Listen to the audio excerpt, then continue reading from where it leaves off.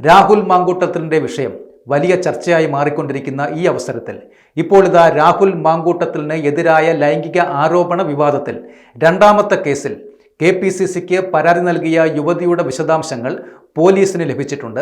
അയൽ സംസ്ഥാനത്തുള്ള യുവതിയുടെ മൊഴിയെടുക്കാനുള്ള തീരുമാനത്തിലാണ് ഇപ്പോൾ പ്രത്യേക അന്വേഷണ സംഘവും.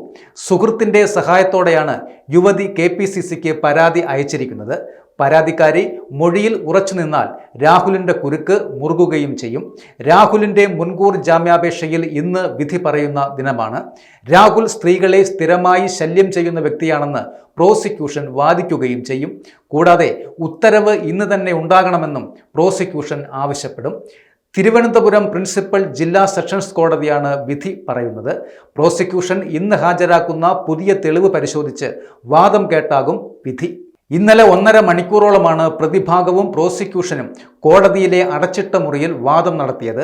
യുവതിയെ നിരന്തരം പീഡിപ്പിച്ചുവെന്നും നിർബന്ധിച്ച് ഗർഭഛിദ്രം നടത്തിയെന്നുമായിരുന്നു പ്രോസിക്യൂഷന്റെ വാദം. എന്നാൽ പരാതിക്ക് പിന്നിൽ CPM BJP രാഷ്ട്രീയ ഗൂഢാലോചനയാണെന്നാണ് രാഹുലിൻ്റെ വാദം. തൻ്റെ ഓഡിയോ റെക്കോർഡ് ചെയ്ത് പുറത്തുവിട്ടു എങ്കിലും ഗൂഢാലോചന ഉണ്ടെന്നും യുവതിയുടെ സമ്മതത്തോടെയാണ് ഗർഭഛിദ്രം നടന്നത് എന്നുമായിരുന്നു രാഹുലിൻ്റെയും വാദം. അതേസമയം തന്നെ രാഹുൽ മാങ്കൂട്ടത്തിലിൻ്റെ മുൻകൂർ ജാമ്യാപേക്ഷയിൽ വിധി കൂടി പരിഗണിച്ച് പാർട്ടിയിൽ നിന്നും പുറത്താക്കുന്നതിൽ നിന്ന് KPCC തീരുമാനവുമെടുക്കും.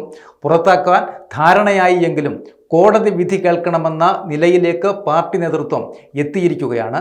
അച്ചടക്ക നടപടി നീളുന്നതിൽ ഹൈക്കമാൻഡിന് അതൃപ്തിയുമുണ്ട്. കോടതി വിധിക്കു ശേഷം നേതാക്കൾ ആലോചിച്ചാകും അന്തിമമായ ഒരു തീരുമാനമെടുക്കുക. എന്നാൽ MLA സ്ഥാനത്ത് നിന്നും രാജിവെക്കുവാൻ പാർട്ടി ഇതുവരെ ആവശ്യപ്പെട്ടിട്ടുമില്ല.